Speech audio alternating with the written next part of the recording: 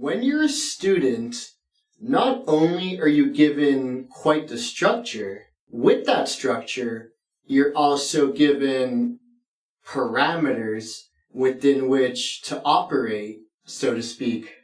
These parameters help you with figuring out how much to study, when to go out, a bunch of things.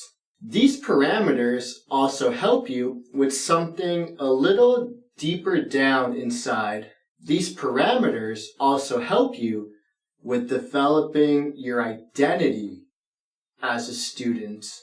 While there are some, generic, generalized components to a typical student's identity, within that structure, a student still has a decent amount of, if you will, breathing room and wiggle room for adding their own personal touch to their identity, to making themselves in their own way unique. At McGill, I definitely had my own identity going, definitely felt solid with it, felt comfortable with it. And of course, once my undergrad ended, one of the many things that I lost was that student identity. Looking back, a large function of me being lost after university and confused and scared and frustrated and all that was because I no longer had one of the more fundamental things that you can have. I no longer had a strong, clear identity.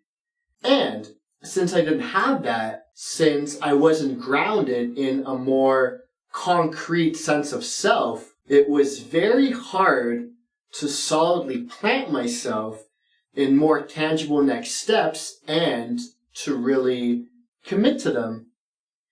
I really couldn't, because inside I was feeling a little lost.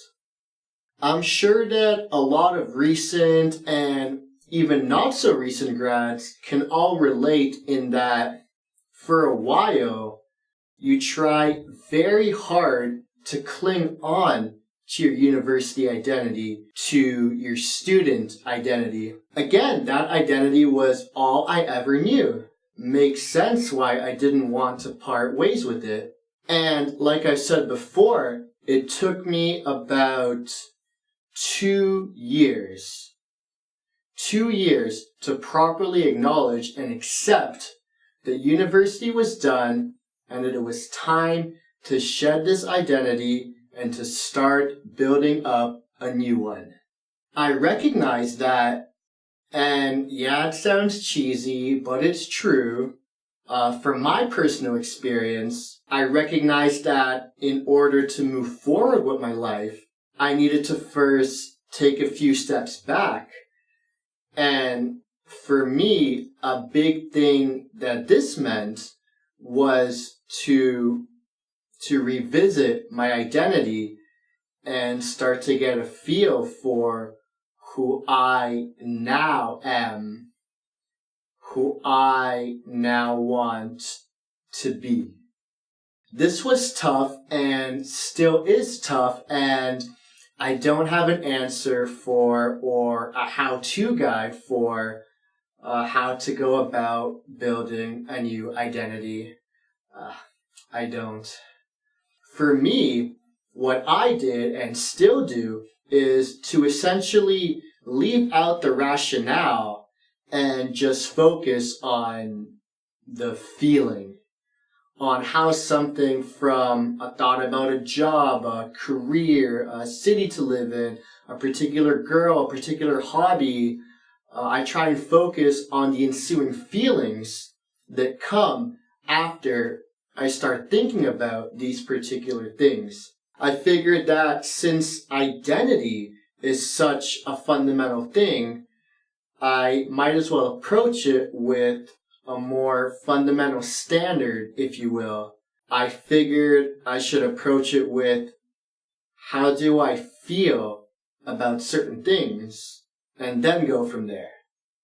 Many of us, I believe, get trapped by our intellect and our rationale and our reasoning, and we approach a lot of things in life like that. And of course we should. But some things you just can't explain. You can try and put them in words, but really you just can't explain it. You can't explain those feelings. When you fall in love, for instance, that's one of the many beautiful things about falling in love. Try and try and try as hard as you want. You just can't hit the nail on it. You just can't explain the feeling of falling in love. There truly are no words. And also, to come back to this need that we have for rationale and reasoning, I truly believe that when something feels right, I truly believe that this feeling has taken into account the rationales before essentially allowing us to feel this way about something or someone. I'm not sure if that makes sense, but regardless, I truly believe it. So what's my identity looking like these days? Well, at the time of this video being made, December 23rd, 2017, I am 26, going to be turning 27 in a bit over a month, finished the coursework for my master's, and will now be pushing to incorporate my degree with my previous degree and love of psychology with my love of the creative outlet that is video and making video and trying to promote videos.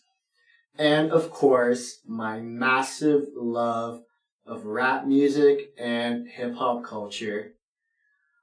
Combining those three things, psych, videos, and hip-hop culture, into raising awareness and discussion and action for mental health, and in particular for post-university mental health. That's where I'm at these days. That's what my identity is currently looking like, and I'm cool with it. What's dope about this identity is that it has come over the years from this organic place, and these different parts have all come together in, again, an organic way and with organic timing, and by these components and this identity just feeling right, the rationale has come along with it in the sense of a more career-oriented, future-building manner. One thing that has really helped me to nail down my identity is to try and summarize it by picturing myself having a hypothetical conversation with someone that I've just met, and the inevitable "so what do you do?" question comes up. What I do is I picture myself answering that question in really just one or so sentences. I also picture how I feel when I say the sentence. What's my body language looking like? The pride, the passion, the confidence. What's the inner peace that is being depicted by my body language look like when I say it? Because, my body language will be reflecting that hard-won knowledge of having dug deep within myself to discover what my identity is, to discover what my answer to "so what do you do?" is. Hey, how's it going? Oh, what do? I raise mental health awareness for current university students and for university grads. And yes, this identity sentence, if you will, does not include a profession, a job title, an estimate of what my yearly earnings might look like. It's more than that. It includes my thing. My thing. It includes my shit. This my shit. All the girls stomp your feet like this. It includes my thing, which is, yeah, straight up getting university students and grads, and also parents of students and grads, friends of students and grads, partners of students and grads, employers of students and grads, getting all these people hella aware that whether you like it or not, finishing and leaving university is, and I will forever argue this, finishing and leaving university is one of the biggest inevitable life transitions that anybody who has gone to school all their lives and then to university will face. Finishing and leaving university is a straight up fucking change in identity. And I want to let you know that with this massive transitional period, there can come with it your fair share of ensuing mental health struggles. And yes, coming back to professions and careers and job titles, I truly believe that by taking a bottom-up approach to your identity, in my case, by starting with picturing yourself answering the "so what do you do?" question and working on your answer until it feels right, it will greatly help in determining the subsequent tangible next steps required to further explore potential jobs and internships and positions and all that, because you will now be exploring these options with the knowledge that on a deeper level, these options reflect who you are. It has definitely helped me in planning what the next phase of my life will tangibly look like, along with the overall more long-term picture. And check this out, identities also keep changing because, yeah, life keeps changing. When my mom immigrated to Canada, she left behind a career in the field that she loved, and now she had to settle for lower quality work, not because she wasn't a smart, hardworking person, but because we didn't have any money. We were poor. And she and my dad had no choice but to settle for whatever work they could find because, yeah, our family had to survive. Her identity, her answer to, "so what do you do?" became, "I am creating a better life for my son." Psych, videos, and hip-hop all combine to raise mental health awareness for current university students and for university graduates. Yeah, I love psychology. So happy I majored in it. Also, yeah, I love videos and filming and editing and writing and putting it all together.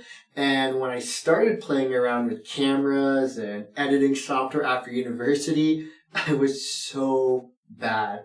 And I still think I'm pretty bad at making videos, but I'm so glad that I acted upon my interest and just got into it for the sake of getting into it. But wait,